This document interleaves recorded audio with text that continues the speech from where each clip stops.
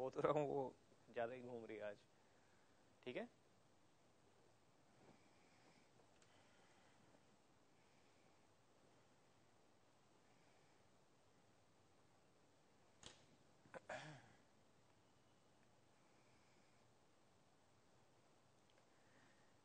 Hello and welcome, dear students. How are you all? A very good morning to you.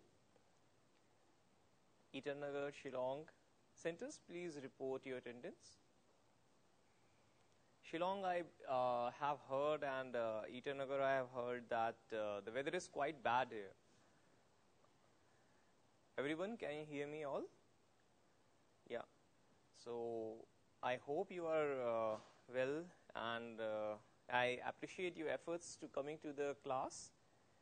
I understand it's a lot of yeah, it's more than it's an adventure. It's very difficult for you to come to the class, and it's difficult. Okay. Is my voice clear to you now?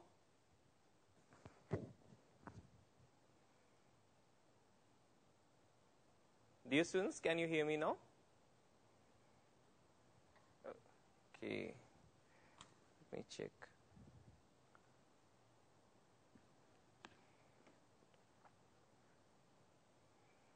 Okay, yeah, I believe there is some connectivity issue.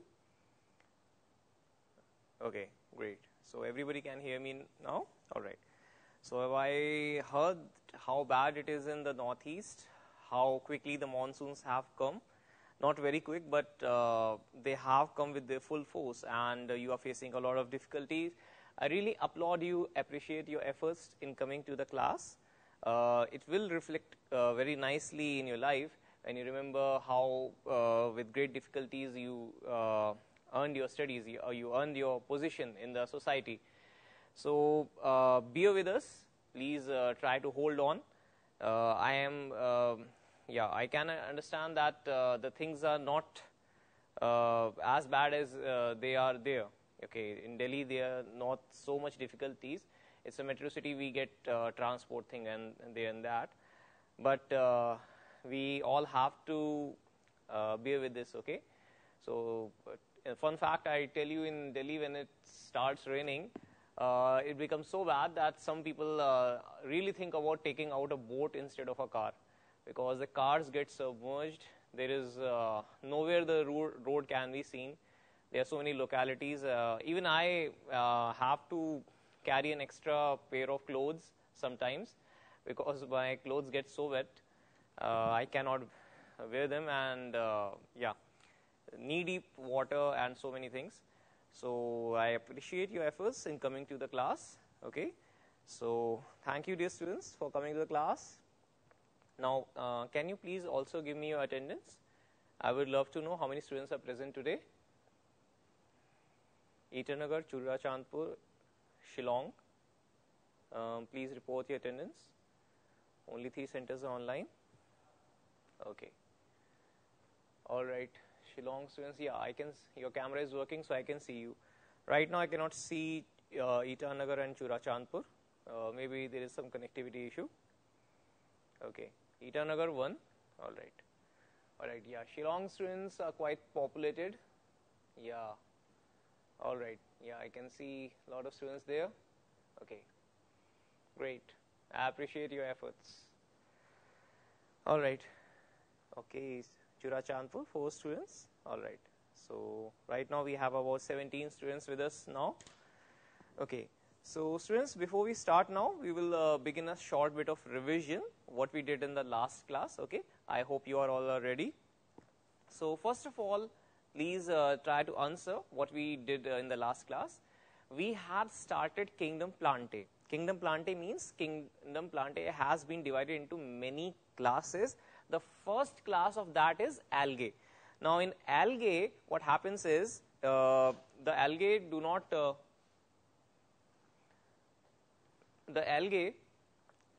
not have proper root, proper stem, or proper leaf.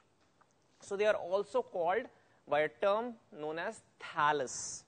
Okay. So in some questions of the like 3-4 year old questions, when NCRT was also mentioning these type of things, they used to mention a term called thallophyta. Okay, thallophyta is just another alternative term for those plant classes which do not have proper root, proper stem, proper leaf. So in thallophyta we can put algae and bryophyta. Now bryophyta we will start today, and I believe because it's a rainy season, it's very easy to observe bryophyta these days. Okay, so coming back to that later, first of all let me give you a quick revision of algae. Algae are unicellular or multicellular eukaryotic forms, but the strict definition of algae is multicellular eukaryotic autotrophic thallophyta or thallophytic organisms. So this includes filamentous multicellular forms. Now there are three subdivisions of algae, which are green algae, brown algae and red algae. Green algae are most common. They are found in fresh pond water. They are also found in marine water, but they are more numerous in the fresh water. Green algae, they are having chlorophyll A. They take part in photosynthesis, you already know that. But the most important question that has been asked from green algae is shape of chloroplast. Shape of chloroplast. Shape of chloroplast, can anybody tell me in which green alga is collar shaped chloroplast found? In which green alga collar shaped chloroplast is found?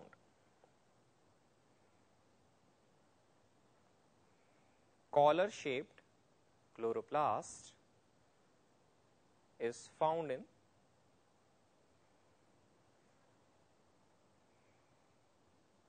collar shaped chloroplast is found in, yeah, very good, it's found in Eulothrix. Okay. Spiral chloroplast, spiral chloroplast, spiral, the name is also beginning with spira. It's very easy. Okay, so I already know that you people know it's Spirogyra. Very good. Also, there is one organism called Chlamydomonas. It has cup-shaped chloroplast. Zygnema has star-shaped chloroplast. Some have discoid chloroplast. So there is a great diversity in the shape of chloroplast. Another question that has been asked from green algae is, what is the reserve food material? Reserve food material in green alga. Reserve food material is asked from green alga also, from red alga also, from brown alga also. Reserve food is very important question for all three categories of algae. Reserve food material is, your options are starch, starch plus protein body,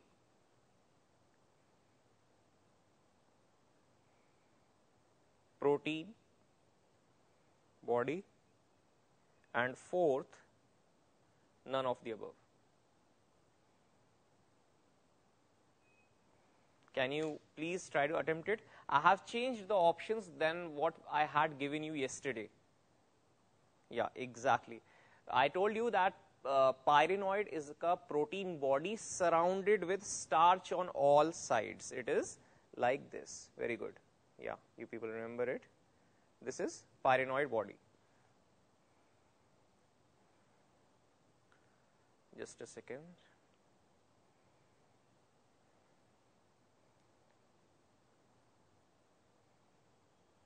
Okay.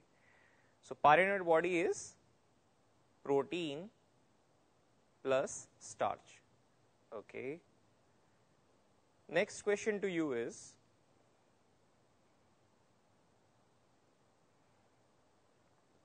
question 3.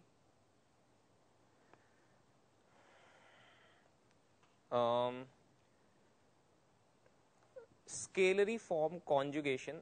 Wait a second, I should give you a break. scalariform conjugation I haven't told you yet. Okay, so we'll wait for it. Okay, chlorelin is obtained from, look, I haven't told you about this, but I will let you know. Chlorelin is obtained from, chlorelin is an antibiotic, and it is obtained from a green alga. It's very easy to guess, that is why I am telling you this question. Spirogyra, Eulothrix, and Chlamydomonas. Any guesses? It's obvious, right? These are all biological names, so I will underline it. It is obtained from chlorella. It is an antibiotic. An antibiotic. Okay?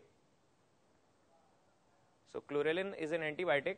Actually, chlorelin is used as an antibiotic.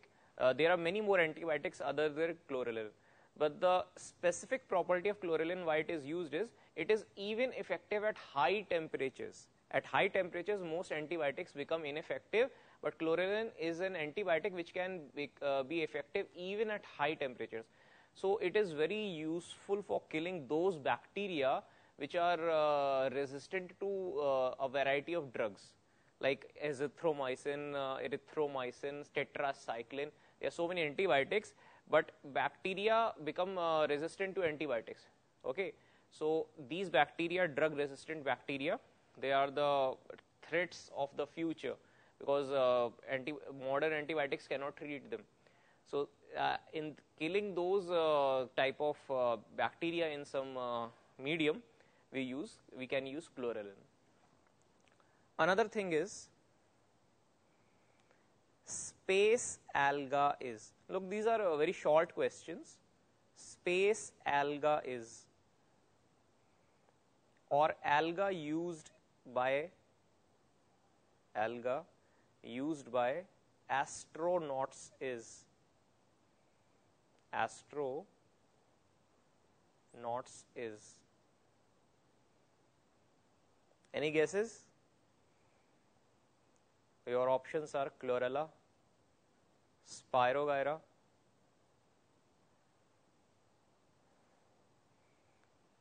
Spirulina,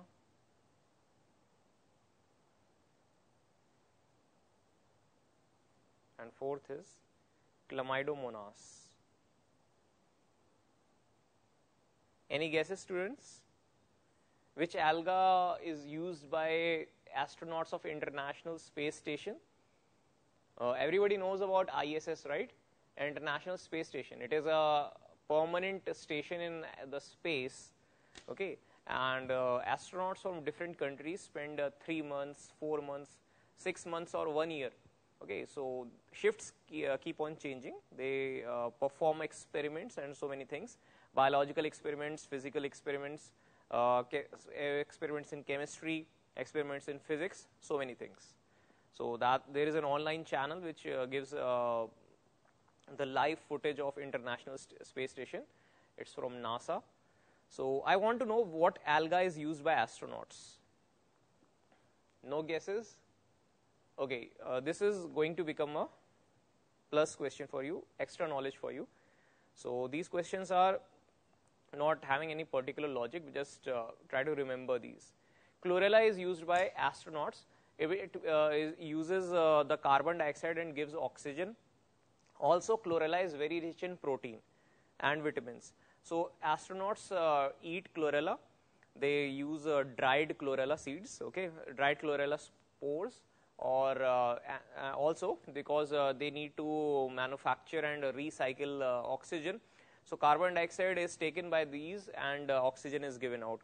Also, chlorella is unicellular.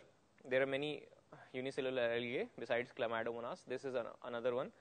So this is easy to harvest. This is very easy to grow and harvest. Spirulina, somebody who is, how many people of you are interested in bodybuilding? Can I see some hands? How many people are interested in bodybuilding? Okay. Have you heard about spirulina? Yeah, I can see your hands, Shillong. The people at the back and the second last row. Yeah, I can see your hands. Okay, so spirulina might interest you because it is a protein which is obtained from a alga called spirulina, and it is having higher protein content than meat and soya bean. Okay, so spirulina is a protein source. I will teach about this to you into the biotechnological applications and microbes in human welfare. There spirulina will come again, that it is a very good source of protein plus vitamins and minerals. Okay, so in future, if food shortage becomes too severe, everybody is going to eat spirulina, chlorella. Okay, we are going to have carry a pond and a bowl, and we will mix alga into it and we'll drink it, because food shortage is too severe because of population or some other things. It might be the case that we have to obtain minerals by alga, because these are easy to grow and wheat and rice take years to grow. So these will grow in about 1 day, 2 day. So it will be easy to give nutrients to everyone. So okay, just telling you. Anyway, question 4. My question to you now is, okay, green alga is, maximum the questions can be asked. These are that only. Now my question to you is, rich source of iodine, sorry, okay, not rich source of iodine, goiter can be, it will become too easy for you, so I am changing the question. Goiter can be treated by, alright, goiter can be treated by. Now pay attention, I am going to ask you some questions. Look, my options are like this. Let me give you,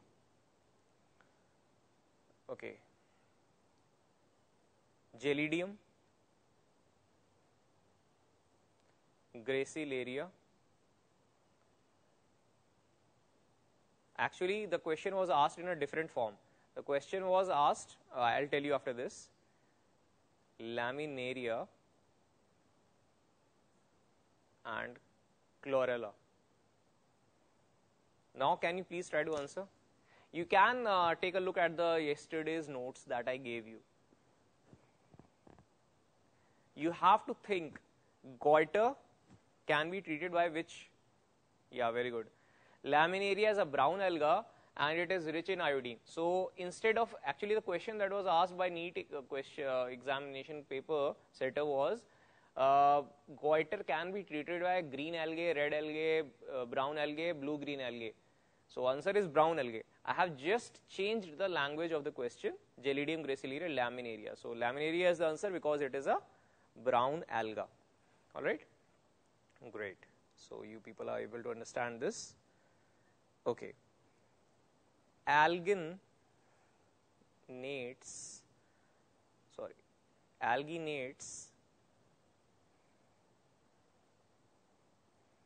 are obtained from,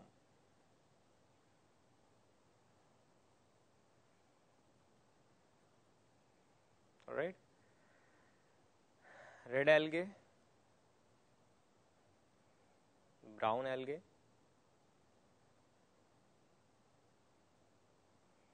blue green algae,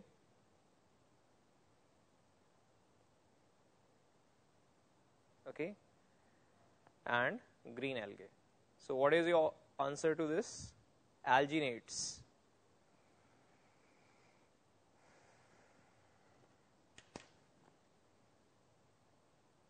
Yeah, answer is brown algae. Look, algin might be given or alginates. Both are one and the same thing. These are actually cell wall products, okay, cell wall products. Okay, great.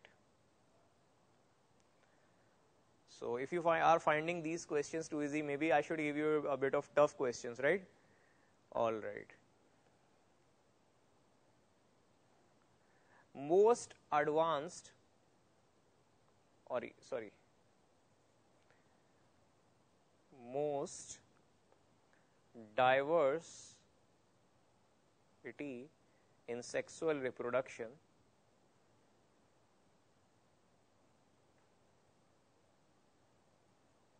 is seen in? Should I give you the options or should you be able to guess right now? Most diversity in sexual reproduction is seen in. Either you can name the algae or you can write the name of the alga. It's very easy also. Yeah, you already know about it. Either you write the name of the class. No. Okay. Chlamydomonas. Chlamydomonas, I told you. Look, my question is, most diversity in sexual reproduction is seen in. I'm not asking you where is the most advanced type of sexual reproduction seen. I'm asking you the most diversity in sexual reproduction. Sexual reproduction, I told you, it is of three types: isogamous, anisogamous, and oogamous. All right.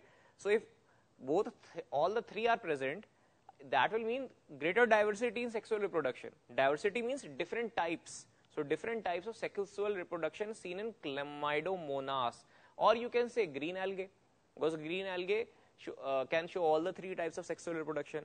And within green algae, in Chlamydomonas, you can see all the three types of sexual reproduction. Okay, so either say Chlamydomonas or you can say green algae.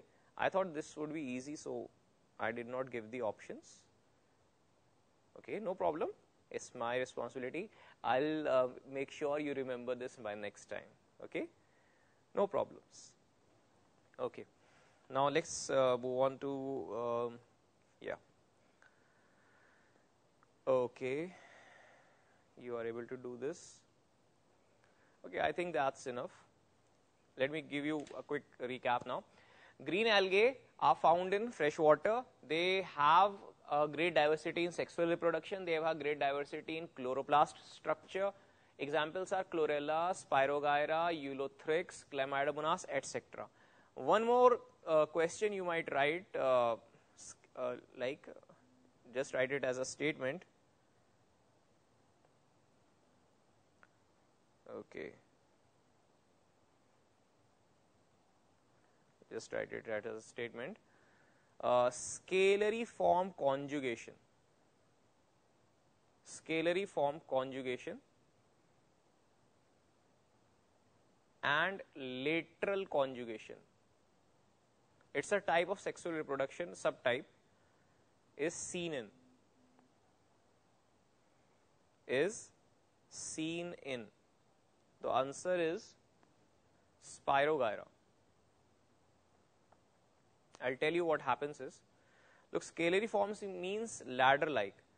Scalary form means ladder-like. So what happens in spirogyra is this, that in spirogyra, two filaments, they come close to each other.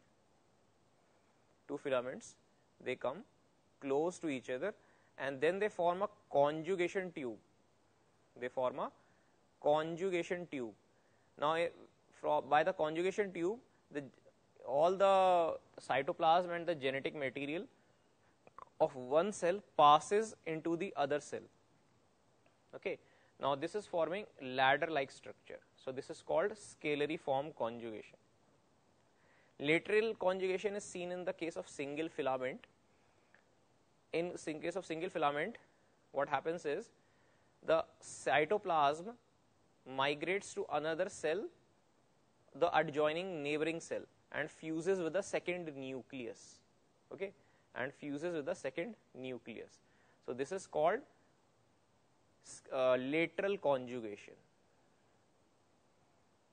This is 2n nucleus. Okay, this is haploid. This is also haploid. Both fuse with each other to form a diploid zygote. So this is called lateral conjugation. So great details are not required. Just try to remember the name, because actually this is not in your course, but question has been asked, so that's why I'm telling you. Scalary form conjugation is seen in spirogyra, lateral conjugation is seen in spirogyra.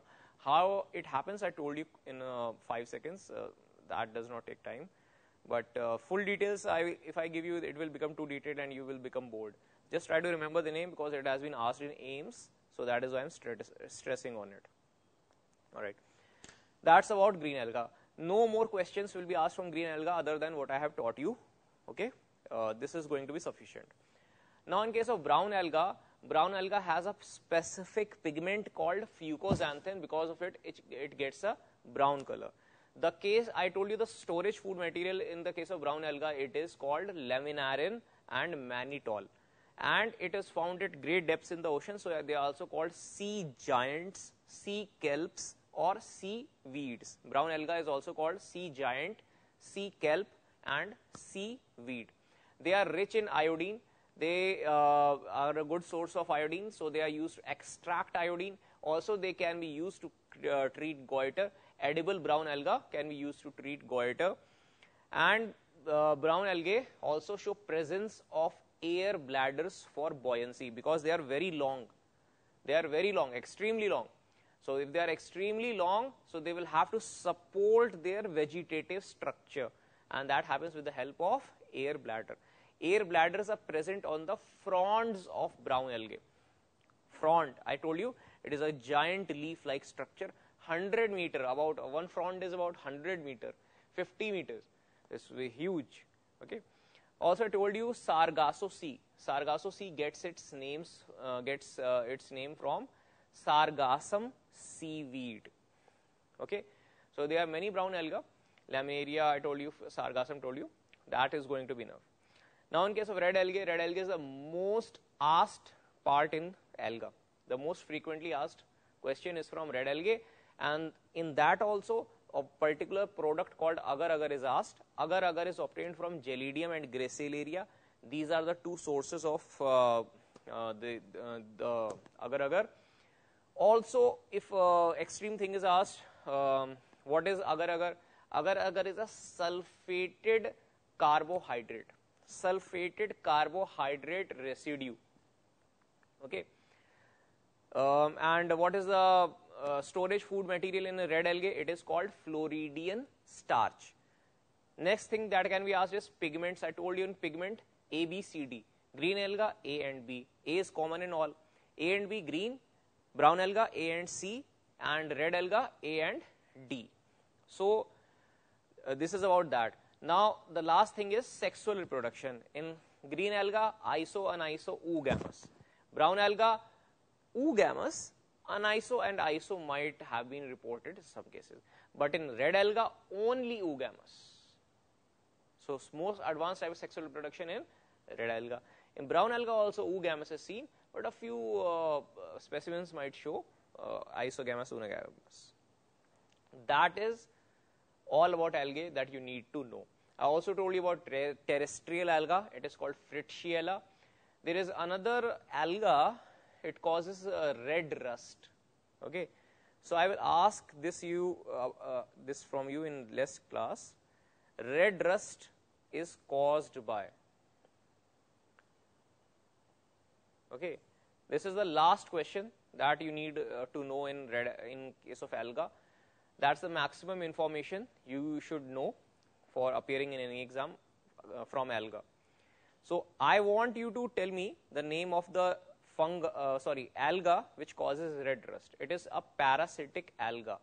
Now I need the name of the parasitic alga, and you will tell this to me in the next class. Okay. So this is your homework. I will ask this from you. Okay. Other red related, look, red is a favorite color. Okay, just like the color red in the background here. Red is the favorite color of the examiner. You will not believe how many questions have been asked from red color, like red sea, red tide, red snow, and this is the new question, the most recent question, red rust. Okay, so red is their favorite color. So try to focus on questions related to this. Okay, and yeah, red alga also has been asked so many times. So you understand why I'm focusing on red. It's like it's not my problem, it's the examiner's problem. Why is he so fixated on the red color? So I believe you can do this by yourself, complete it, and let me know in the next class that what is the cause of red rust. Alright, so let's move on. Now put the heading Bryophyta. Bryophyta. Look, the best season The best season in the year to observe bryophyta is this present season. Now I want to see your hands, I want to see your answers related to a question that I am going to ask you.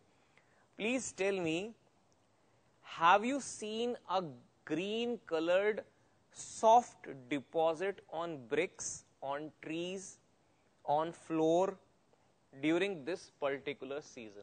Is it growing anywhere near you?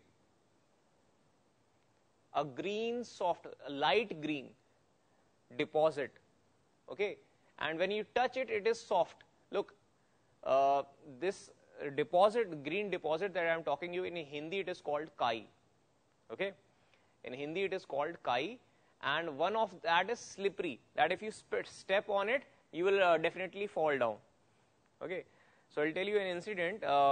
Look, it was a sort of a picnic when I was in the first year college. So we went to a waterfall, and we went to that waterfall, and look, everybody was helping each other.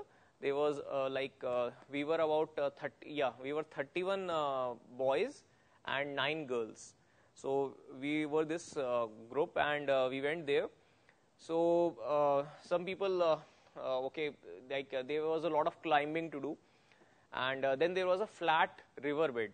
On that flat riverbed, rocky riverbed, there was some slippery deposit, and there were some girls that refused that we will go our way, please do not disturb us, and we'll celebrate ourselves. So there was this girl who was standing on a flat riverbed, and there was no water nearby, but it was wet. So she was standing on it, then she suddenly fell down. Okay, so I thought that she is going to go into the river or something. So I went to help her, and she refused, it's okay, I'm fine, okay. So she stood up, then she wanted to regain her foothold, and then she again slipped. So I watched her fall for about 5-6 times, and she did not accept help from anyone. But it was fun to watch. She fell for 6 times, and finally she agreed to help, so I refused to help her. I told somebody else, please go and pick her. So I asked a girl to hold her hand and pull her out. So that kind of alga, which is growing maybe on any surface which is always covered with water, that is blue-green alga. It is having a mucilaginous secretion, and it is not soft, it is slippery. Also, it does not show any leaf-like structure, but very fine leaf-like structures are of the exact color that I am trying to show you here. Like suppose this is a brick wall. Suppose this is a brick wall. Okay. On this brick wall, you will see green colored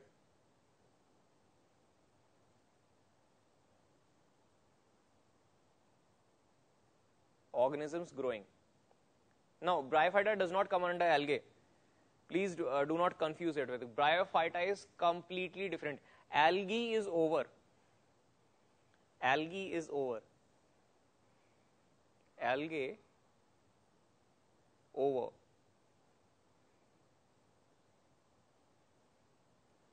Okay, algae are over. Now we are talking only about bryophyta. All right. So bryophyta, they are found on rocks. No, that was a slip of tongue. Bryophyta is not an algae. It's totally not under algae. Algae are over. Okay.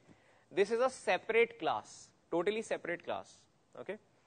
Now bryophyta will grow on these surfaces, and they actually require a very thin soil layer. Okay. This soil layer might be blown by the wind. Very thin soil layer is required, and so they will grow on old trees. Old trees might be covered with soft mosses, and when you touch it, you will really feel the softness of that mat. They form a carpet-like structure or a mat-like structure. You can find them on stones in the forest.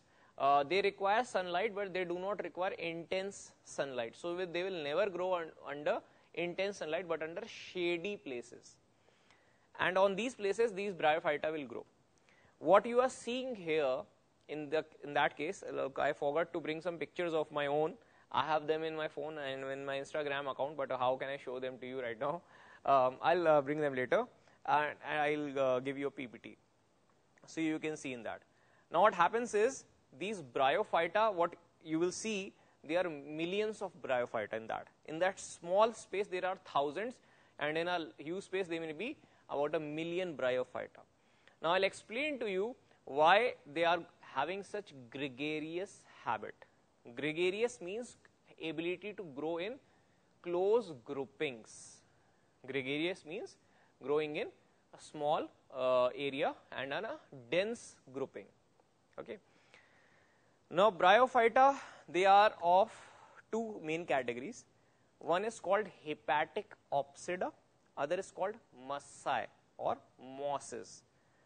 Most common bryophyta is mosses, which we can see on our homes. Okay, around in our surrounding areas we can see bryophyta.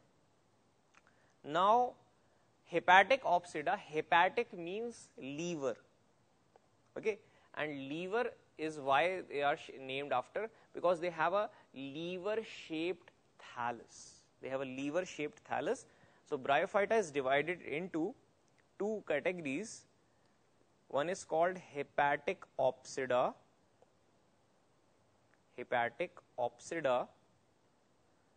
and the other is called mussae or mosses. Other name of hepatic opsida is liverworts, because they are having a liver like shape. Liverworts. Right. Bryophyta is also thallophyta. It comes under thallophyta. Algae also come under thallophyta. Why they come under thallophyta? Because they do not have proper root, proper stem or proper leaf, and you cannot differentiate between the three very clearly. Okay. So sometimes they are also called thallophytes. Okay.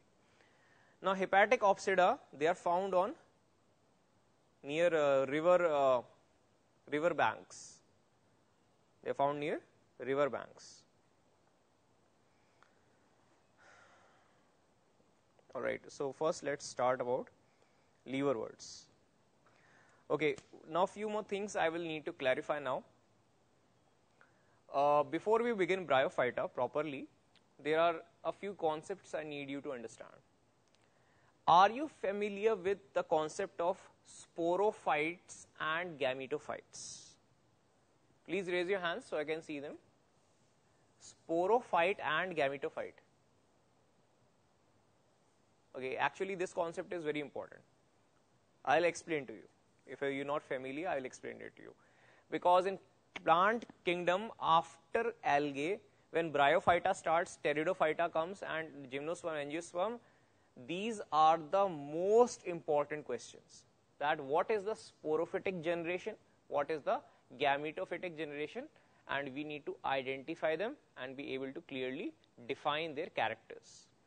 Okay, one more thing. Do you understand the concept of ploidy? Haploid, diploid? Just raise your hands. Do you understand the concept of ploidy? Okay. For those who do not understand it properly, okay, yeah, I can see your hands now. Look, the ploidy means how many sets of chromosomes are present in the cell at the time of cell division. Number of sets of chromosome. Okay. And in like in my skin cell or my hair cell or my neurons, you will find 46 chromosomes. I am having 2 sets of chromosomes. Okay.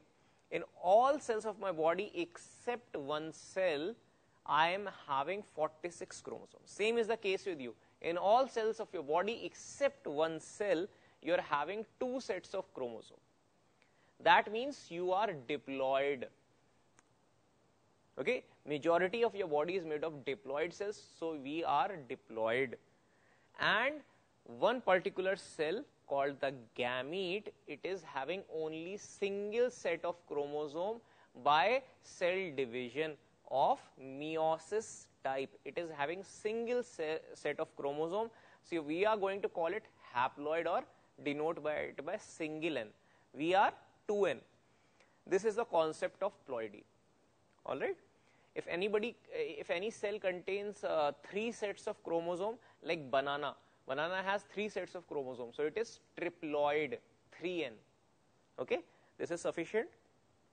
Now, ploidy and sporophyte, gametophyte are 2 concepts we need to understand. There are 2 things here. One is called alternation of generation, other is called life cycle pattern. The life cycle pattern means how diploid is changing into haploid and how haploid is continuing and forming diploid generation again. This is called life cycle pattern. The alternation of haploid with diploid. At the end of the chapter after angiosperms, then in NCERT, a single page is there given haplontic life cycle, diplontic life cycle, sporophyte, gametophyte. But I am trying to teach that concept to you in the beginning of the chapter because it is here where it is required in maximum effort. Okay. Now please try to focus. If a organism has a majority of its life cycle in the form of diploid cell, then I am going to call it diplontic life cycle.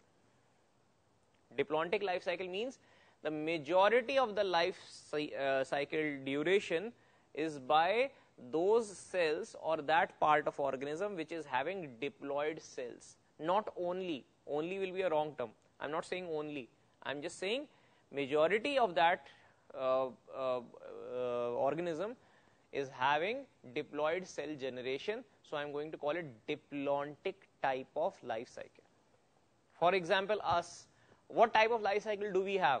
Do we have haplontic life cycle or do we have haplontic life cycle? Yeah, I'll give the side note on that. Actually, in Bryophyta, when this is going to start, you will be asked questions about sporophytic generation, gametophytic generation. Okay. So, based on what I have told you just now, can you please try to tell me what type of life cycle pattern are we following? Are we having a haplontic life cycle or are we having a diplontic life cycle? It's not clear to you? Okay. Nobody is getting up, so okay, so I believe I must give some extra information to you now here. All right. We are pausing the Bryophyta now. Okay, we are pausing it because right now we are, yeah, good. Okay, diplontic life cycle, yeah, very good. We are pausing it. First of all, we are going to continue with the concepts that are required. So, 2 concepts we need to understand. First is life cycle pattern. Life cycle pattern.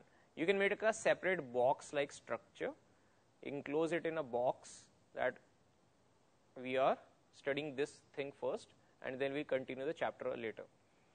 Life cycle pattern means the alternation of haploid life cycle with the diploid life cycle phase.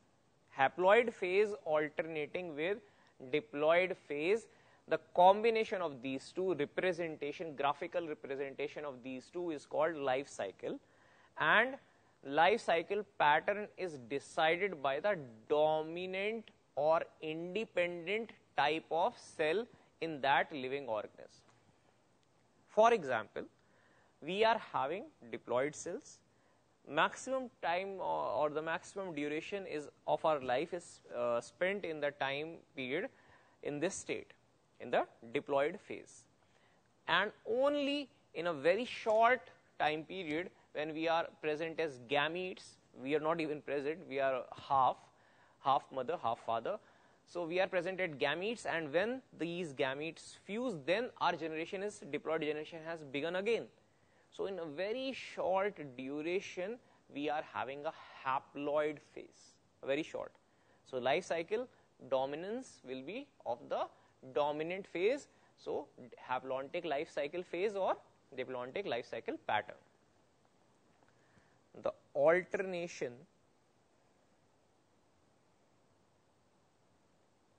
of haploid life cycle phase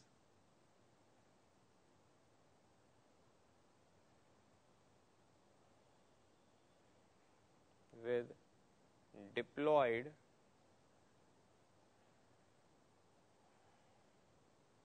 phase is called life cycle pattern.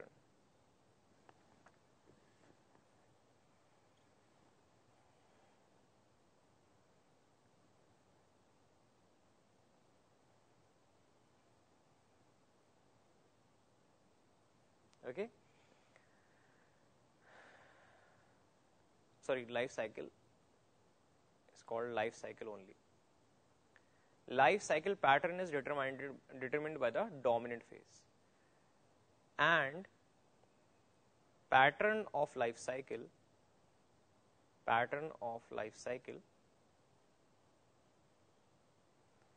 is determined by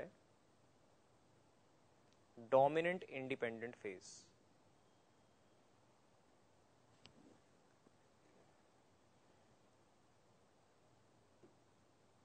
Dominant independent phase.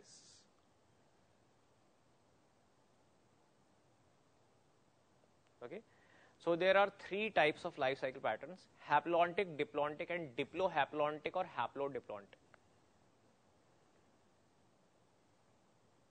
There are three types of life cycle patterns.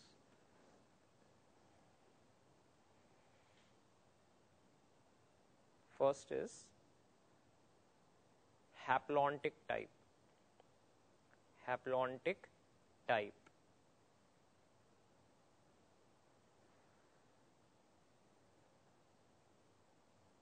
N to N. In this type of life cycle pattern,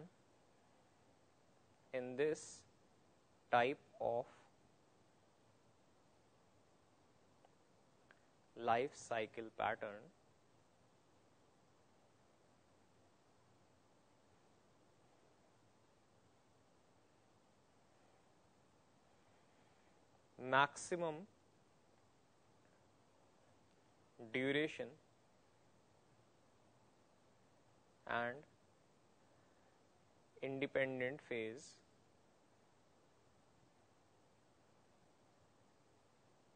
is the haploid phase.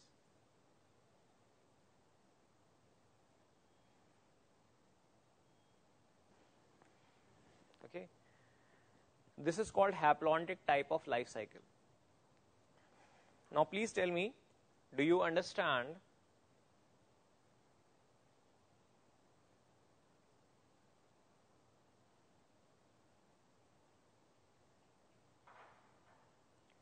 what is the example of haplontic type of life cycle based on what you have studied? Algae. Algae show haplontic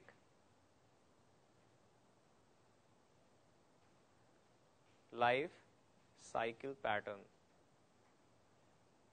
Algae show haplontic life cycle pattern. All right. All algae show haplontic type life cycle pattern. The alga that we see, filament, it is haplontic. It will produce gametes by sexual reproduction.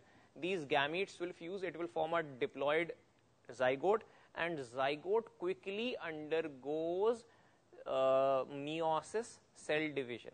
Because of that, new haploid spores will be formed, and then that is why this is called haplontic type of life cycle, because haplontic phase is long lived and diplontic phase is short lived. Haploid phase is long lived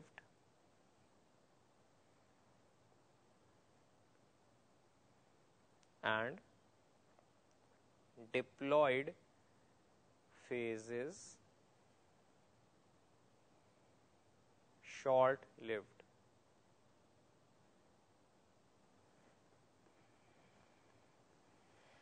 Okay, haploid phase is long lived and diploid phase is short lived. It undergoes zygotic meiosis. You can also write in bracket zygotic meiosis or zygote undergoes meiosis. Algae. Alright. Second type of life cycle pattern is diplontic type life cycle pattern. Maximum organisms, advanced organisms show diplontic type of life cycle. Here the diploid phase is present for more duration and haploid phase is short lived. Okay, you can write here, diploid phase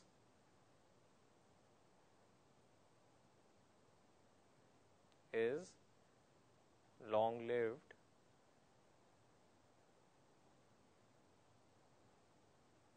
and haploid phase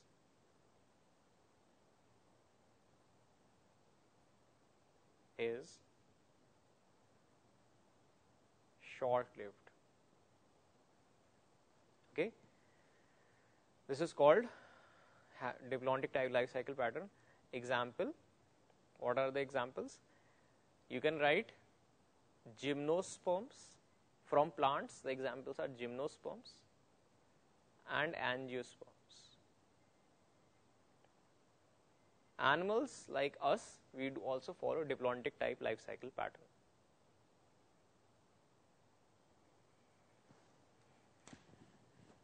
All right.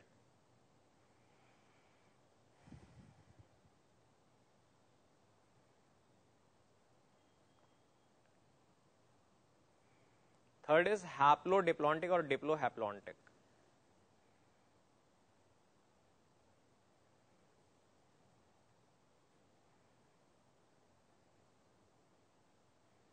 Haplodiplontic or diplohaplontic phase. Sorry, type life cycle. It is seen in case of pteridophytes. Here, both haploid and diploid phases are independent of each other. Haploid and diploid phases are independent of each other.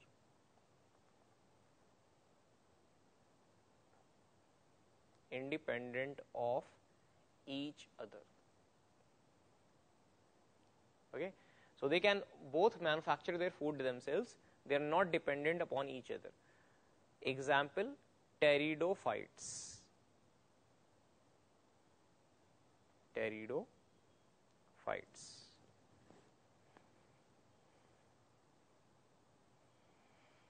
One more thing, haplontic type life cycle also shown by bryophyta. Haplontic type life cycle also shown by bryophyta. Everybody has written it, so I can move further. Haplontic type life cycle, algae and bryophyta. Algae and bryophyta both show haplontic type life cycle. All right. This is about life cycle pattern. Life cycle pattern. Then there is a different concept which is called alternation of generations. Alternation of generations. So this is second concept that you need to know. Alternation of generations.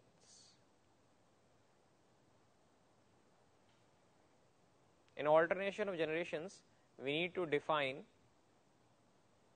two terms.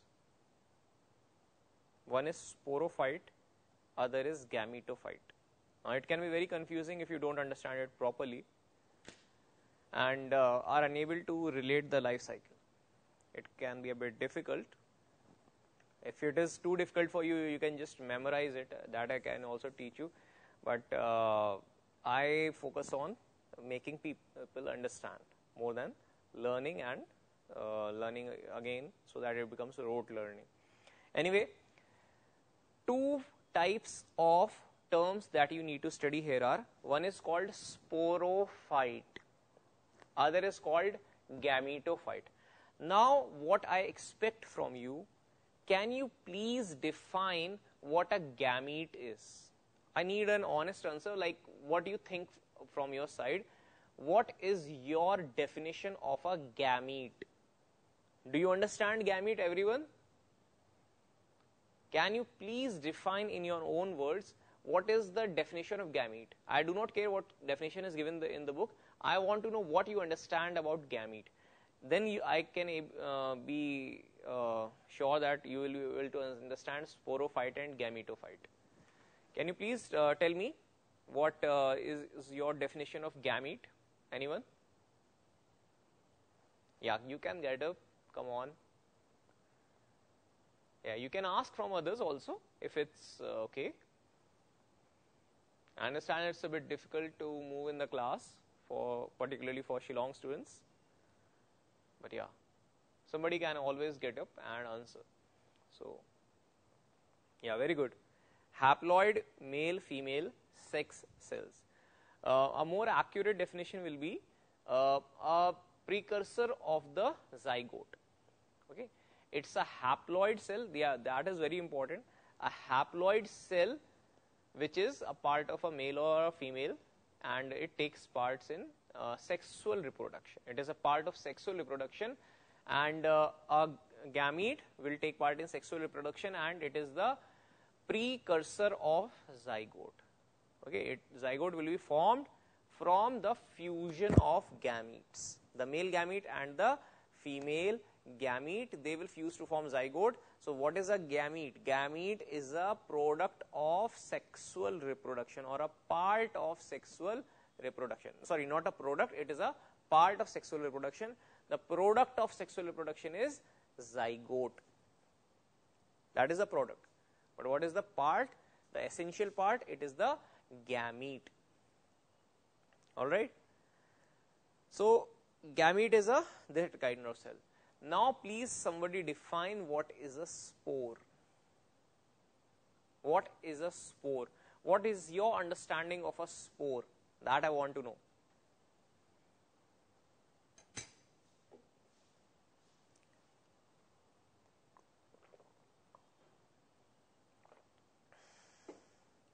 What do you understand by spore? Spore you must have heard many times, multiple times. Spore. What is the definition of spore according to you? If you do not know, you can take a guess. It's very difficult because it's nowhere written in NCERT what is a spore.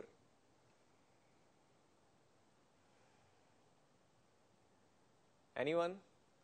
Any fan of science fiction movies? Maybe they can try. Like in movie Species and both Predator, the first predators and the first species that are going to populate, like first species that is going to populate, that will be developed from a spore. So, can you try to understand what a spore is? Yeah, science fiction movies can relate, movie fans can relate. What is a spore?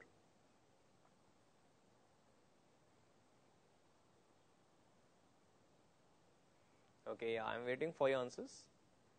Plant, sex, cell, and I hate sci-fi. Yeah, okay, that's your opinion, I understand. No, it's not just a plant sex cell. It can be any cell. Okay, yeah, maybe you do not like sci-fi, but at some point in life you will realize that science fiction helps in the future studies. Okay, it's okay. It's your choice. Maybe you want to study hard and then you want to watch movies only for entertainment. That's also fine. I am a fan of diverse kind of, I have diverse tastes. Like I like action movies, I like science fiction also, but not too extreme science fiction. Yeah, I can understand a lot of things, so I can relate to them. To understand that, you require a lot of previous knowledge. Anyway, let me come to spore. Look, spore definition is nowhere given in NCERT, and it is a very essential part. Spore is a, try to imagine an egg. Try to imagine an egg. Can you imagine an egg, everybody? Okay, egg is a fertilized kind of spore, a fertilized spore. Before fertilization, it was a spore. So what is a spore? Spore is any kind of cell which is having a protective covering on the outside to protect it from moisture, excessive moisture, to protect it from external environmental factors, in short, like humidity, desiccation, sunlight, ultraviolet rays, so many things. From adverse environmental conditions, a spore is meant to be protected by help of a spore wall or outer covering. So any cell which is protected by such kind of covering to protect it from adverse environment, adverse environmental conditions, or adverse time period, it is called a spore. Alright. So spores are present in animals also. They can be in animals also. Most common in fungi. Fungi reproduce by help of spores only. Imagine the mushrooms. Have you ever collected the top of, the bottom of that umbrella-like mushroom? Have you seen what powder-like structure it drops down? Everybody? Yeah, everybody should have seen it, right? There are so many mushrooms in the northeast. And there's a great diversity also. Like you have a great diversity of mushrooms there. That I know. That I know because I am interested in these things. Alright, nobody? Okay, let me tell you. If you take a that mushroom which is fully grown, a fully grown mushroom, and you put your hand on top on the bottom of that umbrella, it contains some gill-like structures. Your hands will become coated with a spore, a powder-like structure. Okay, those are the spores of the fungus. They are the spores of the fungi, the Basidiomycota. Okay, so you can say a spore is a cell which is coated on the outside by a protective covering. Okay, and what does a spore do? Spore can be protected from environmental factors. Also, it is small, it is light, it can easily go from one place to the other place. Okay, that is the main thing. It should have a protective covering, one thing. Also, it should be able to travel by itself or by help of wind current, water current. Zoospore, we studied zoospore in case of algae. Zoospore had a flagellum, so they floated, they swam, they were swimming in the water. Alright, so that is a spore, and it was protected by, I haven't given you the structure, that is not required, but it has a protective covering. Right? Even the flagellum is protected. Even the flagellum is protected by cell membrane. And spores are also found in bacteria. Have you heard about Osama bin Laden? Osama bin Laden, he carried out a bioterrorism attack in America. Apart from 9/11, people were so scared of Osama bin Laden, so they were quite alert, and they quickly reported. Otherwise, what Osama bin Laden did after 9/11, it would have been a greater tragedy compared to 9/11. 9/11, thousands of people died. If bioterrorism attack of Osama bin Laden using spore of anthrax was successful, it would have killed millions of people. Okay. So spores are present in bacteria also, spores are present in fungi also, spores are present in hair also. Plants produce microspore, megaspore, pollen grain and egg cell. Both fertilize each they fuse with each other. After fertilization, zygote is formed. Okay. So first of all, I stressed on the definition of spore and gamete. You have a fair idea what a spore is, you have a fair idea what a gamete is. Now let me come to the point here, the important point here. Sporophyte, sporophyte generation. Sporophyte means a generation which produces spore. The generation of the plant which produces spore will be called sporophyte. Okay. The generation of plant which will be making the gamete, specifically it will be called gametophyte. All right, it will be called gametophyte. Now let's come to this back here. I'll write the definitions of sporophyte and gametophyte. First of all, let's write the definition. Sporophyte. What is sporophyte?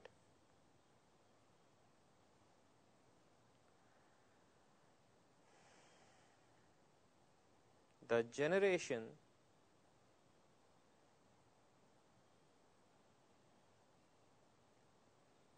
of plant which produces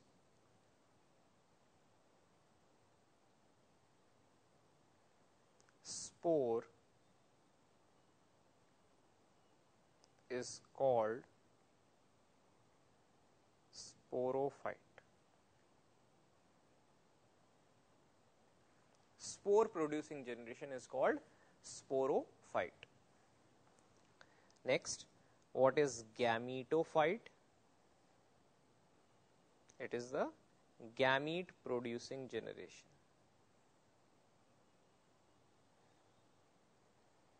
The generation of plant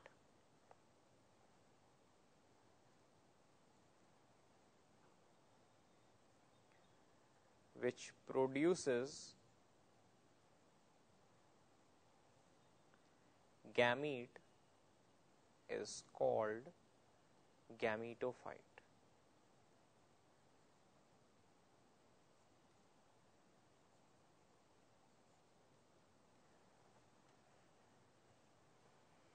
Now the alternation of sporophyte with gametophyte, it is called what? Alternation of generations.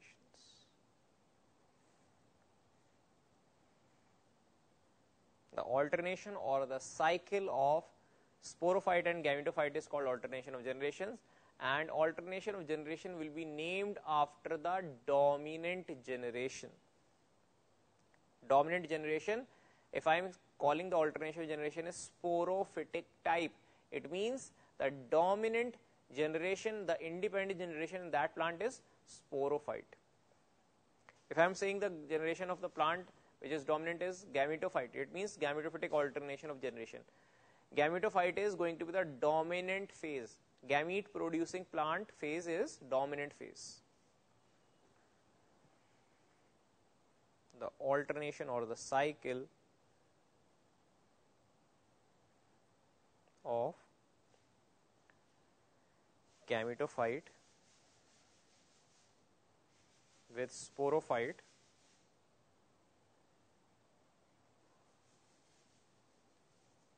is called alternation of generations.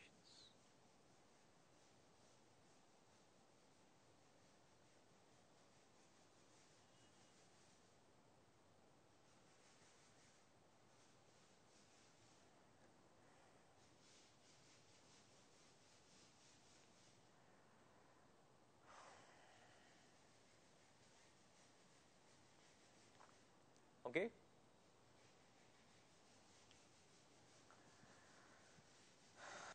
Alternation of generation will be named after the dominant generation. Alternation of generation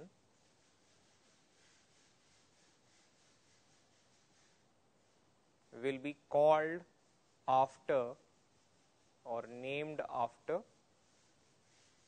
dominant generation.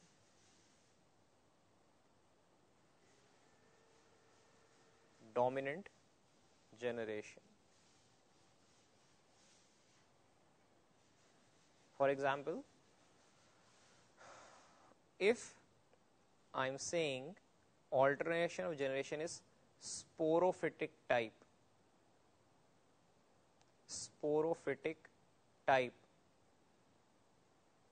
this means sporophyte is dominant phase,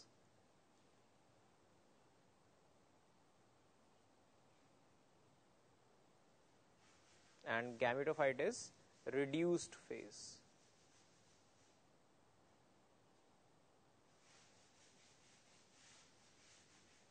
Lesser duration or reduced phase. If I am saying dominant, alternation of generation is gametophytic type, this means gametophyte is dominant and sporophyte is very much reduced or dependent.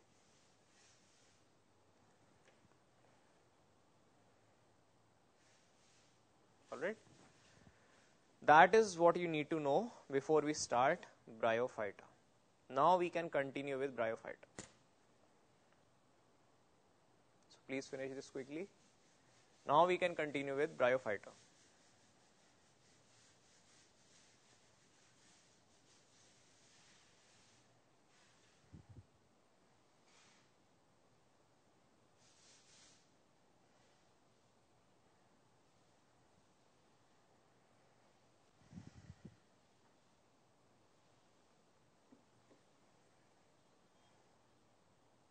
Right.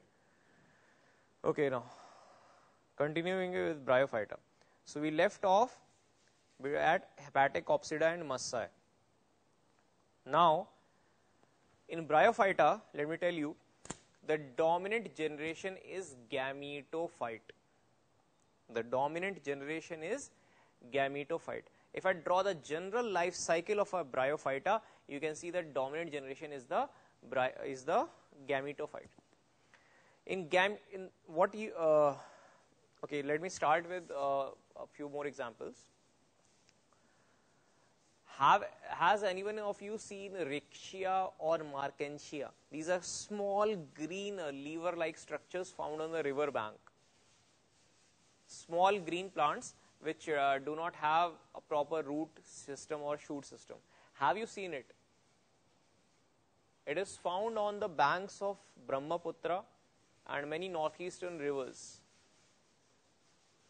No idea? Okay, alright, no problem.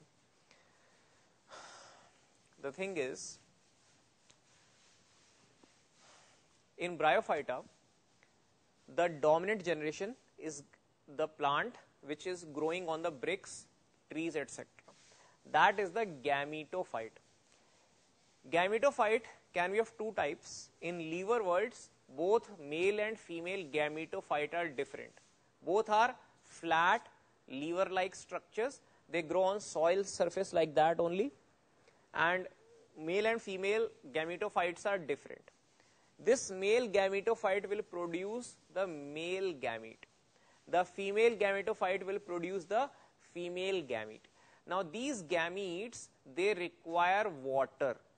Male gamete is the motile and female gamete is immotile. Female gamete will secrete some chemicals. Most commonly they secrete sugars, and sugars are released in water. Now I have told you that all cells are blind. Okay, if you do not remember, maybe I have not mentioned it. All cells are blind. Okay, they do not know what the other cell is looking like. We can see, we have eyes, but the cells in our body or in any organism, they do not have eyes. So how does one cell recognize each other? Do you have any idea? They have receptors. Receptors touch, and they are like blind people. They touch each other and they recognize, yeah, that is something we know about. Now, in case of bryophyta, what happens is they cannot even touch each other. They are very far apart. So the female gamete must tell the male gamete that please come here, I am sitting here. Okay, please come to this location. Okay, they are having a date, so she is calling him for a date. Now the problem is, how will it reach? That is a huge problem, because they until and unless water is present, male gamete cannot reach the female gamete. Male gamete is having flagellum, and if it is having flagellum, it cannot go unless and until the water film is present. So when it rains, it produces a thin water film on the mat-like, carpet-like bryophyta. This mat-like, carpet-like structure absorbs a large amount of water, and in this water film, the male gamete is going to swim towards the female gamete. How will it know? The male gamete will follow the direction of sugars. It will follow the direction of the candies. Like if I am going in this direction, the concentration of sugar is increasing, so it will follow this direction. If concentration of sugar is decreasing, that means it is going in opposite direction. So it will follow the direction in which sugar concentration is increasing. It will reach the female gamete. It is stored in a vase-like structure. It is called venter, neck and canal, and it drops down in the middle and it fertilizes the female gamete, forms the zygote. Now the gametophyte is green in color. It can make its own food. It can absorb water and minerals. So it is independent. Alright. Now the diploid cell which is formed here, it forms a small embryo. It is a zygote. It forms a small embryo. It grows and it produces a spore forming structure called capsule. There are three parts: foot, seta, capsule. In capsule, spores will be produced in future. So this 2N structure, it is called sporophyte. Now inside the capsule, there are some cells called spore mother cells. They undergo meiosis, they produce spores, and these spores will be spread by the wind current. It is like a children's toy which shakes and produces noise, and it does not produce noise, but it spreads the spores with the passing air current. These spores will fall on wet soil. Wet soil only they will germinate. They will not germinate on dry soil. On wet soil they will germinate, produce a green filamentous structure. Now question has been asked in the NEET examination that which part in the life cycle of mosses or bryophyta shows similarity with the primitive plants. The primitive plants are algae. Answer is protonema. I'll show this in the life cycle. So this is green filamentous structure, and alga was also green filamentous. So this proves that bryophyta have evolved from algae. I've told you about evolutionary things, right? Evolution means growing from simple to complex, but it will always try to show some primitive characters. On the basis of primitive characters, we can definitely identify that this organism has evolved from previous organism. So algae are primitive, bryophyta slightly more advanced.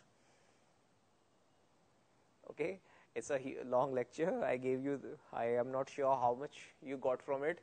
I hope you understand a small bit of it. I am going to write all these things down. I am going to draw a diagram. Don't worry so much. Okay, I was just trying to give you a short summary of what we are going to do here. Okay, so I'll start again. Male and female gametes produced. Male gamete swims towards female gamete, produces a zygote embryo that produces a sporophyte.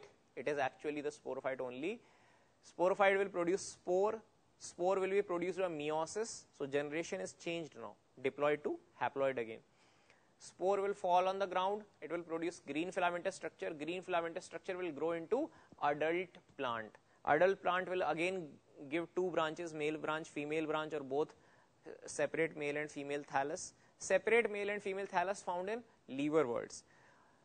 Both male and female gametes produced on same gametophytic plant but on different branches in the case of bryophyta.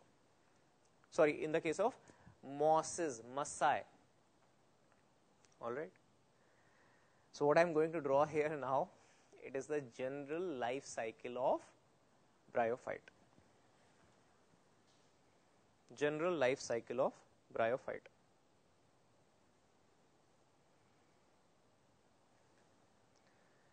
Bryophyta are having leaf-like, stem-like, root-like structures, but they are not actual leaf or actual stem or actual root.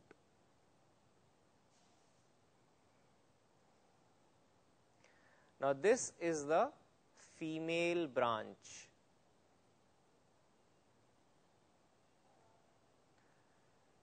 This is the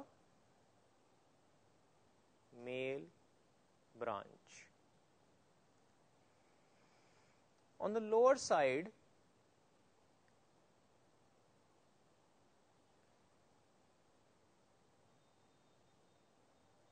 some root-like structure are present.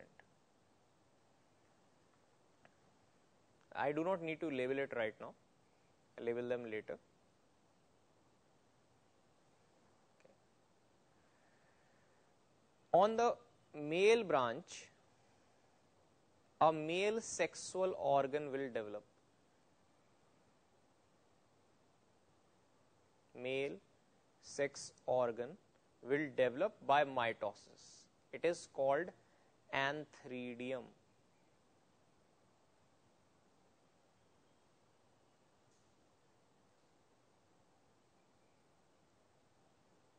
On the female branch, the female sex organ will develop.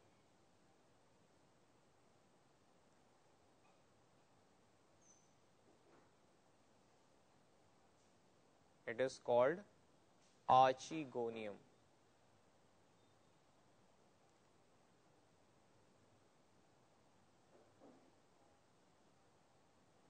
Archegonium. Now, the female sex organ will develop the female gamete. Now you understand why I am calling it as adult gametophyte. You understand the reason? Yes? Adult gametophyte. Female gamete. In the case of male sex organ, it will produce the male gamete. Now the male gamete will swim towards the female gamete by chemotaxis. Female gamete surrounding cells will secrete a chemical which are basically sugars and malic acid, and because of these food or nutritious substances or chemicals, it will get a stimulus to run in the direction of the female gamete. Now after fusion or fertilization, zygote will be produced. Zygote will be produced. Now this zygote, it is diploid. Adult gametophyte, it is haploid. Now it produces a multicellular structure, a small embryo-like structure. Embryo. This embryo grows and forms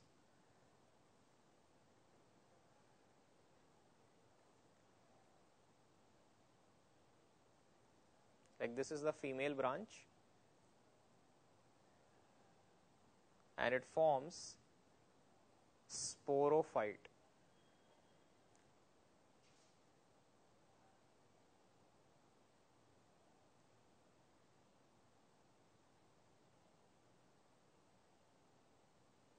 This is a cap-like structure for the protection. This is called the capsule.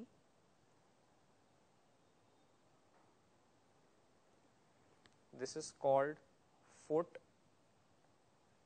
This is called seta. Now this is the sporophyte, foot seta capsule, completely called sporophyte. Sporophyte will produce spores.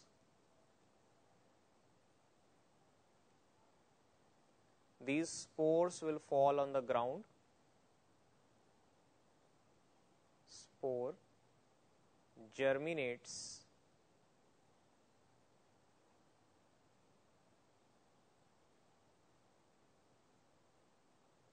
on wet soil. Now the spore germinates and it forms a green leafy structure called protonema. Protonema.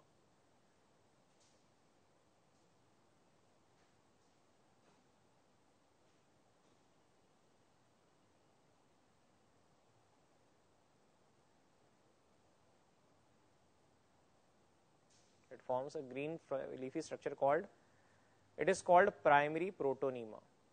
Primary protonema. Now the primary protonema undergoes fragmentation. It undergoes fragmentation. It will break into 10, 100 fragments. These 100 fragments will grow into secondary protonema. Each fragment will grow into secondary protonema. Then forms tertiary protonema. Secondary protonema undergoes fragmentation again, forms tertiary protonema. From 10, 100, 1000, and from 1000 adult plants will be produced. So one spore will form many adult plants. This is the life cycle of bryophyte. In general, the life cycle of bryophyte. Please draw it quickly. Try to form it in the form a circle. I have drawn it because I was not sure that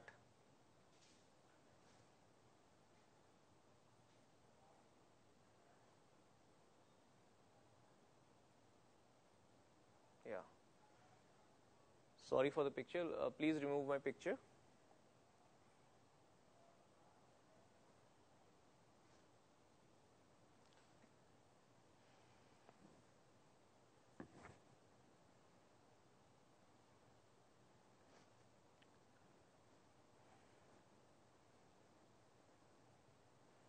Yeah, so I believe the whole picture is visible to you now.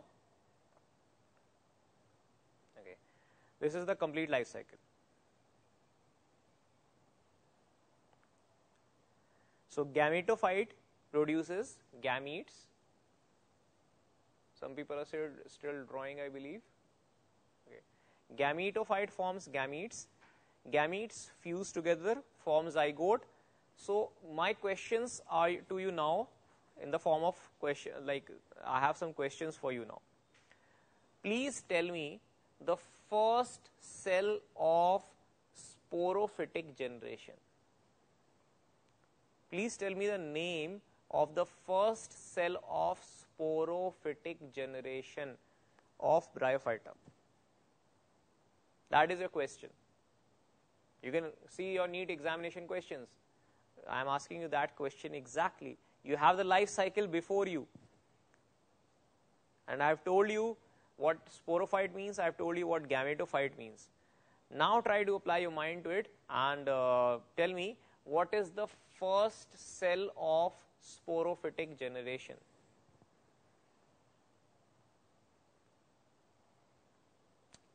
Look, don't worry, if you guess it wrong, I am going to correct you. Name of first cell of gametophytic generation and sporophytic generation. First I am asking you name of first cell of sporophytic generation.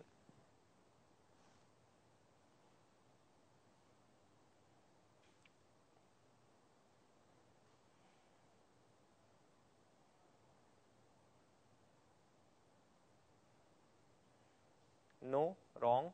I have asked you the name of first cell of sporophytic generation. Sporophytic generation, can you identify? The generation which produces spores. Any more guesses?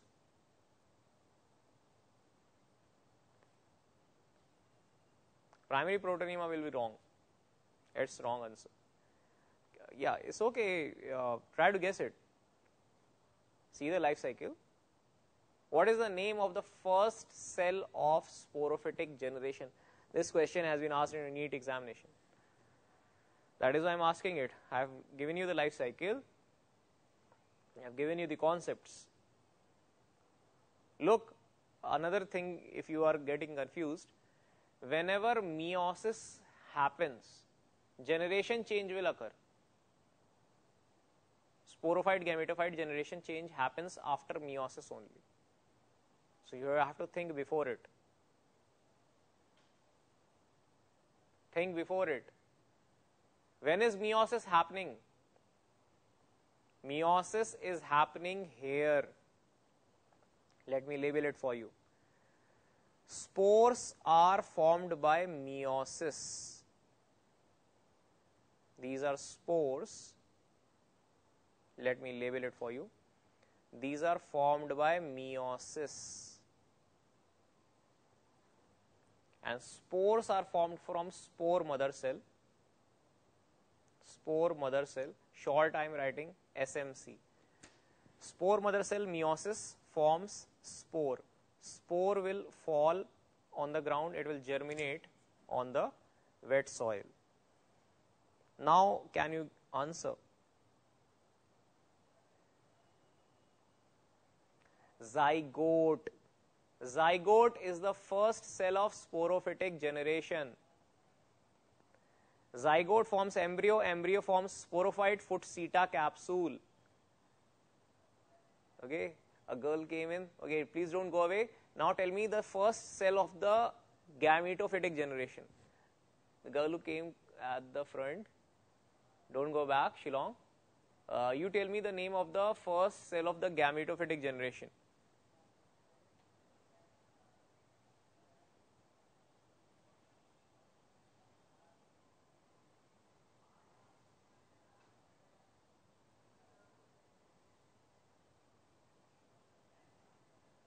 Okay, okay, sorry, okay, all right.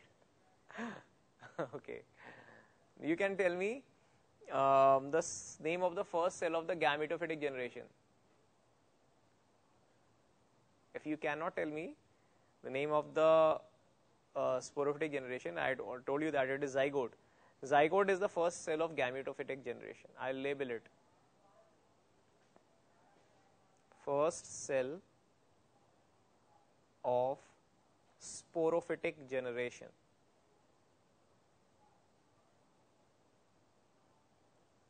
First cell of sporophytic generation.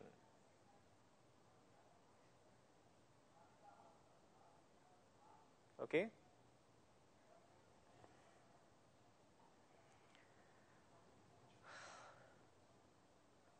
You have to just apply your minds. Try to go backwards. Look, what is the gametophyte? Gametophyte is this adult plant. It is formed from tertiary protonema. Tertiary protonema formed from secondary protonema. Now go back further. Secondary protonema, primary protonema. Primary protonema is also from gametophytic generation. And primary protonema, go back, spore. Spore is the first cell of gametophytic generation. That is why this question is so confusing. Spore is actually the first cell of gametophytic generation. Spore is the first cell of gametophytic generation. You can see how it's confusing. How can spore be related to gamete? It's confusing, but it's true. Spore is the first cell of gametophytic generation because spore is formed after meiosis. So here generation change is happening. Try to remember. This is a trick for easy understanding. Whenever meiosis will happen, generation change will occur. If meiosis is happening, sporophyte will change into gametophyte, or if gametophyte was present in the first place, it will change into sporophyte. Meiosis will give rise to change in generation. So we are starting here from gametophyte, okay, and then gametophyte only, then gametophyte only, and after that fusion has happened. Fusion and meiosis, these are the two places where generation change will happen. When fusion or fertilization will happen, generation change will occur. When meiosis is happening, then also generation change will occur. This is how sporophyte will convert into gametophyte and gametophyte will convert into sporophyte and vice versa. Male and female organs, male and female sex organs are Antheridium archegonium. Antheridium produces antherozoid male gamete and archegonium produces egg cell female gamete. Spore is the first cell of gametophytic generation in Bryophyta.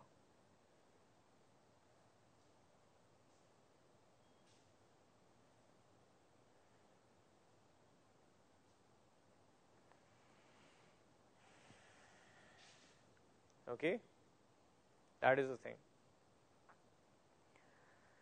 So here, let us have a quick recap.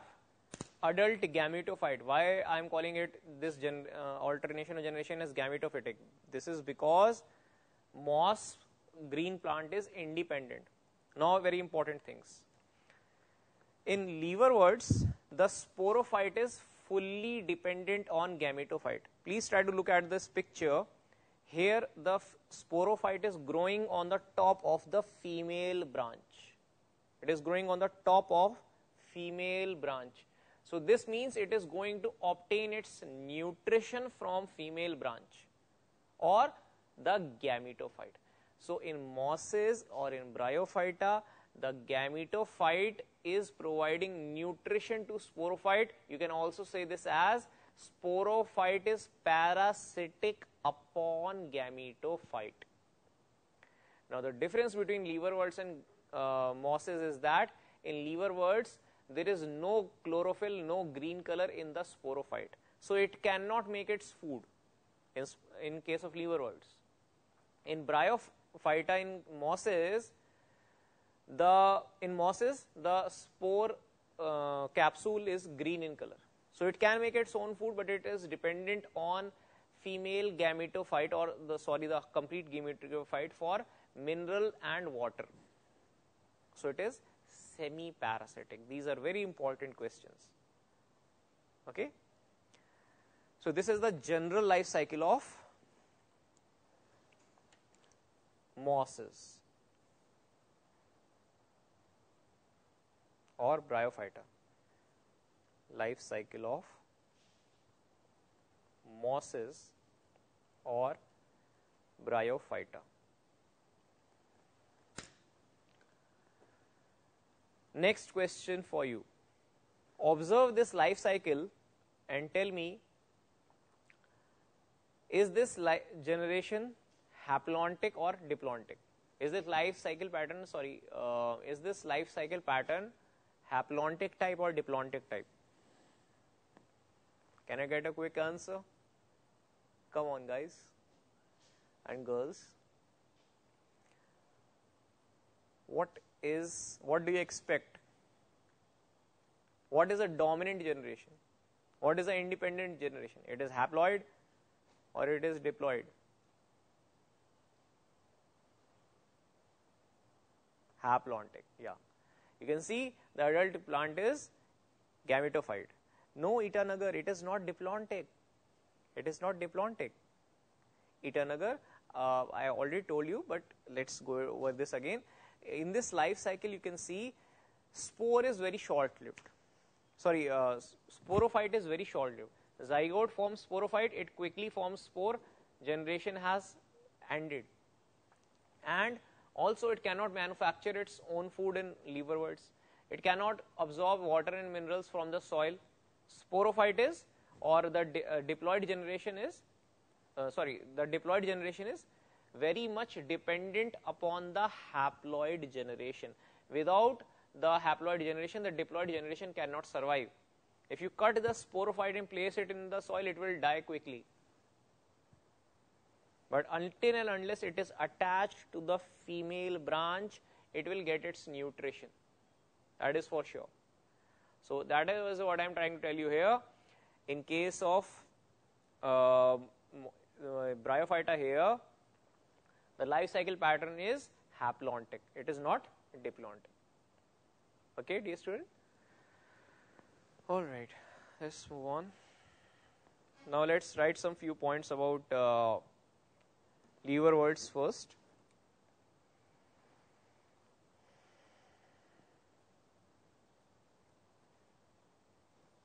leverworts.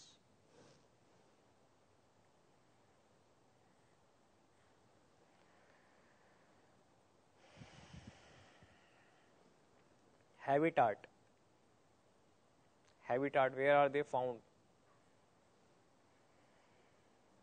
They are found on moist, shady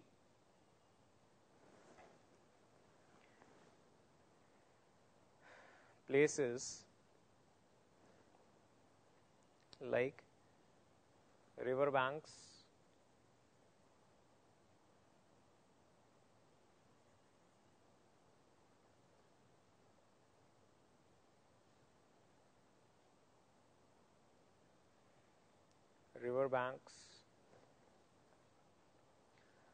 bark of trees,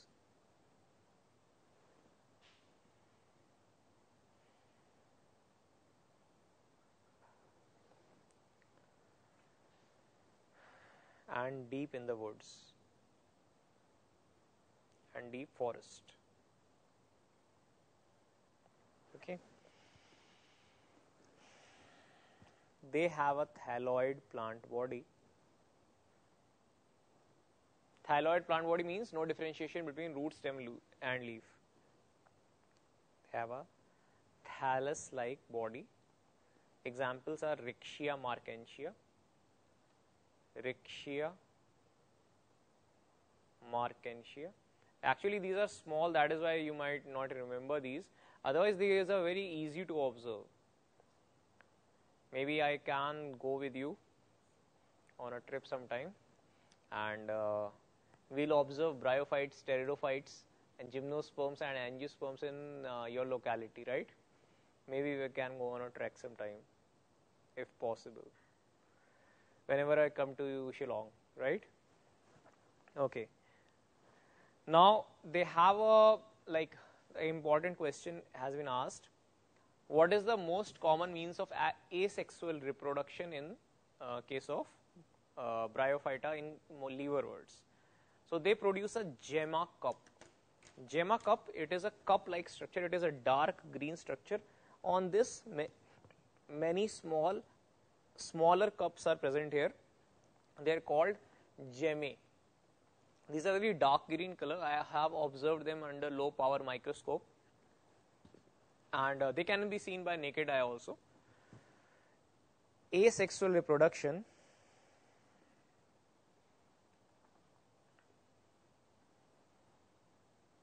most commonly by gemmae.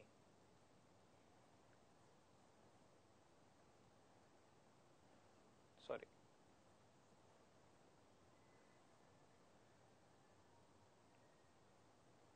Most commonly by gemmae. Okay. Or by fragmentation.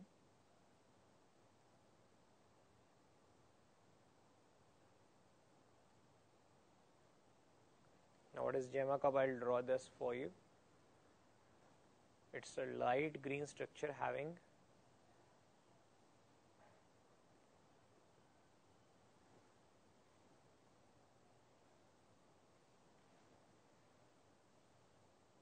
dark green cup-like structures here.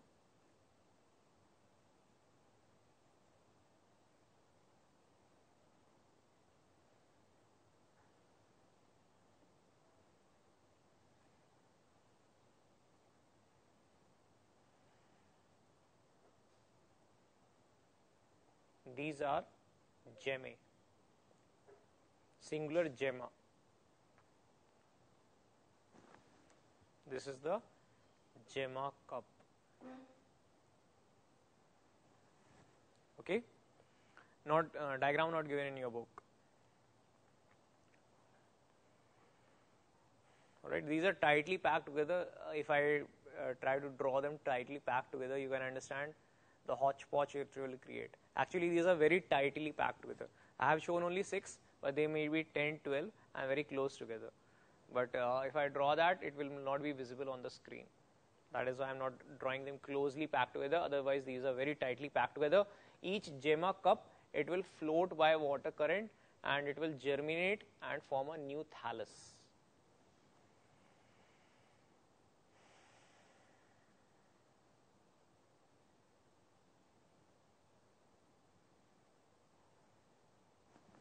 Now, important point in sexual reproduction is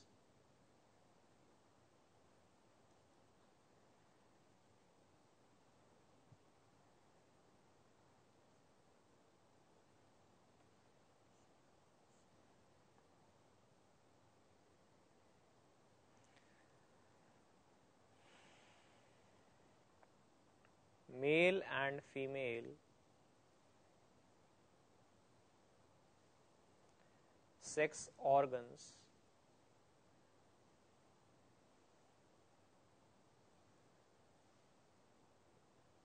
are found on same thallus or on different thallus or on separate thalli.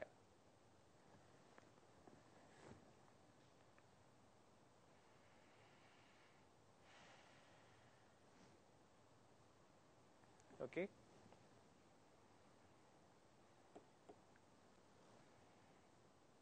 The sporophyte which is formed here, sporophyte is completely dependent upon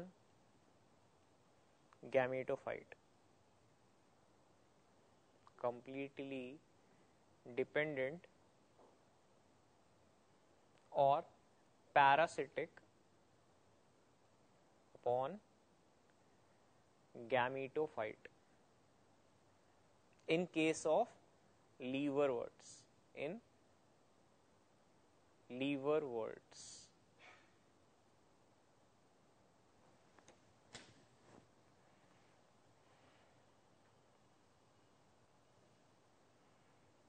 right? Now, what do you understand by the concept of parasite? Parasite means it is deriving its nutrition completely from the host body. Okay. Okay, a fun question. Are we parasitic on our parents? Are we parasites on our parents? Yes or no? Look, our parents, most commonly, like a dad or mom, they tend to complain that you are sucking our blood. Like they pass a lot of comments, right? We are teenagers and you know very well the kind of things that are passed, and you might be facing the comments like you are a parasite. Okay, you might feel like a parasite if they don't say it to you, but at times it happens, like particularly in case of boys. Girls are treated with great respect, but in boys we have a very difficult life. Okay, so you might relate well to it.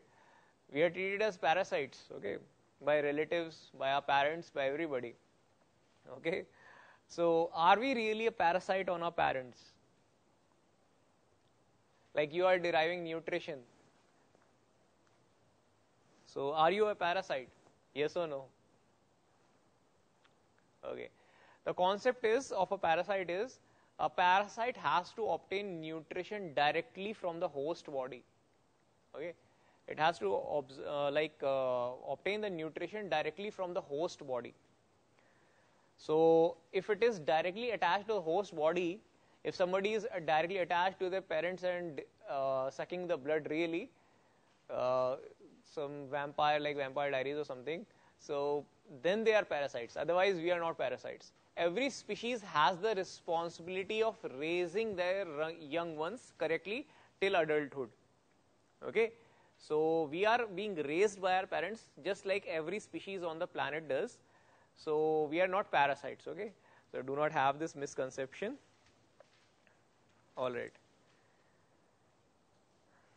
Anyway, so mosses, hardly 5 minutes are there now. Let us see how much we can do. Mosses. Mosses have leaf-like, root-like, stem-like structures.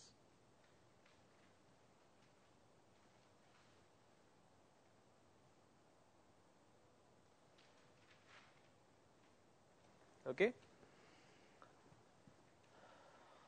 leaf-like, stem-like, root-like structures.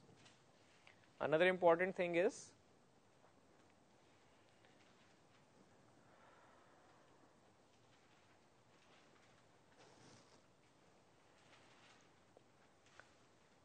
the spore in mosses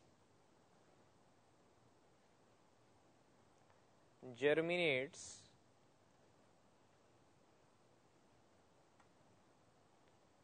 to form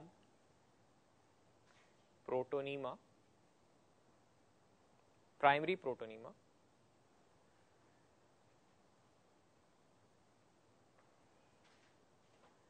This green filamentous structure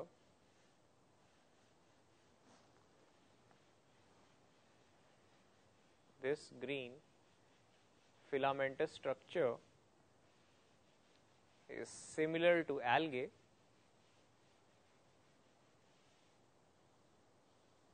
Hence, algae are considered ancestor of bryophytes.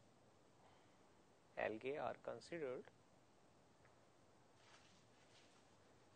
ancestors of bryophytes. This stage proves that theory. All right. This stage proves that theory. Also, the sporophyte in case of mosses, the sporophyte in mosses is green in color.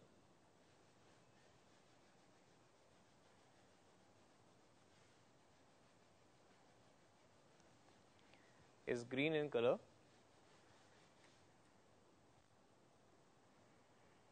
Hence, it is said to be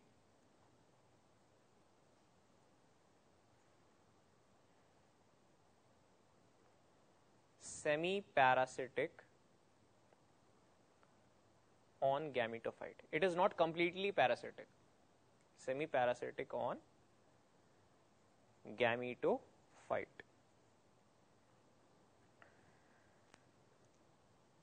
Okay.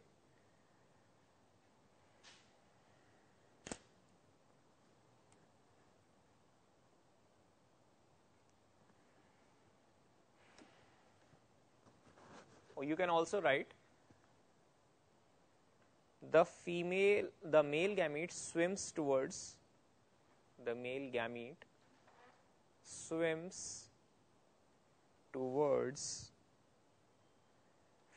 gamete by chemotaxis. Female gamete, the surrounding cells, the archegonium, they will release some chemicals into the water, and that will cause the attraction of male gametes towards the female gametes. That is how it will happen. All right. So I believe my time is up. So thank you, dear students.